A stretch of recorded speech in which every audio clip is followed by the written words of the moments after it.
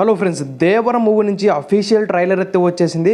ఈ ట్రైలర్ గురించి మాట్లాడుకోవాలంటే వేరే లెవెల్లో ఉంది భయ్య, అరాచకం అంతే. మూవీ స్టోరీ గురించి మాట్లాడుకోవాలంటే ఈ మూవీలో మన ఎన్టీఆర్ అన్న డబుల్ యాక్షన్లో అయితే నటించబోతున్నాడు. ఒకరేమో తండ్రిగా, మరొకరేమో కొడుకుగా అయితే నటించబోతున్నారు.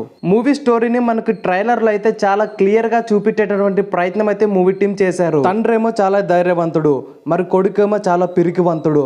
ఆ ధైర్యవంతుడైన తండ్రిని విలన్లు ఏ విధంగా చంపారు, ఆ తర్వాత పిరికివంతుడైన కొడుకు విలన్లను ఏ విధంగా చంపాడు అనేటటువంటిది మూవీ స్టోరీ ఫ్రెండ్స్. ఇక ఈ మూవీలో ప్రకాష్ రాజ్ కూడా విలన్ గెటప్ లో అయితే కనిపించబోతున్నాడు.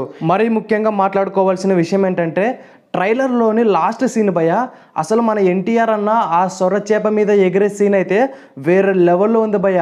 అసలు మూవీకి అదే హైలైట్ అనిపిస్తుంది. కొంతమంది చెత్త నాయన్లు ఈ సీన్ ని ఛత్రపతి మూవీ నుంచి కాపీ కొట్టారు అని అంటున్నారు. అప్పుడెప్పుడు మన ప్రభాస్ అన్న ఛత్రపతి మూవీలో సొరచేపతో ఫైట్ చేయడం చూసాం, మరి ఇప్పుడు మన ఎన్టీఆర్ అన్న సొరచేప మీద నుంచి ఫైట్ చేయడం చూడబోతున్నాం.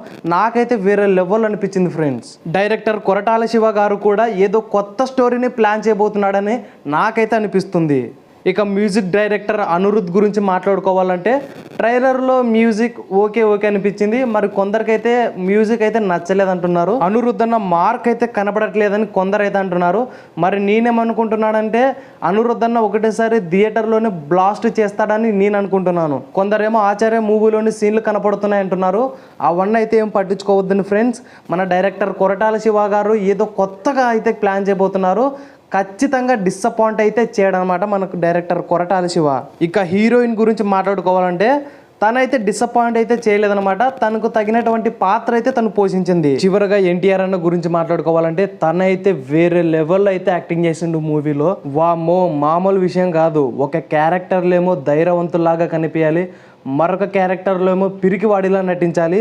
ఇది మన ఒక ఎన్టీఆర్కి మాత్రమే సాధ్యమవుతుంది. నవ రసాల్లో ఏ రసాయనైనా పండించగల ఏకైక వ్యక్తి మన ఎన్టీఆర్. తనైతే తనకిచ్చిన పాత్రను 100%కి 200% అయితే రుజువు చేసిండు. నాకు తెలిసినంత వరకు ఫస్ట్ హాఫ్ దేవర కొడుకును చూపిస్తారు, ఆ తర్వాత సెకండ్ హాఫ్ మన దేవరను చూపిస్తారని నేను అనుకుంటున్నాను. రాసి పెట్టుకోండి, బాక్స్ ఆఫీస్ని బద్దలు కొట్టడానికి మన ఎన్టీఆర్ అని అయితే రాబోతున్నాడు. ఇందులో ఏ మాత్రం అయితే డౌట్ లేదు. వీడియో కనుక నచ్చినట్టయితే లైక్ చేయండి, సబ్స్క్రైబ్ చేయండి, షేర్ చేయండి. Thank you for watching.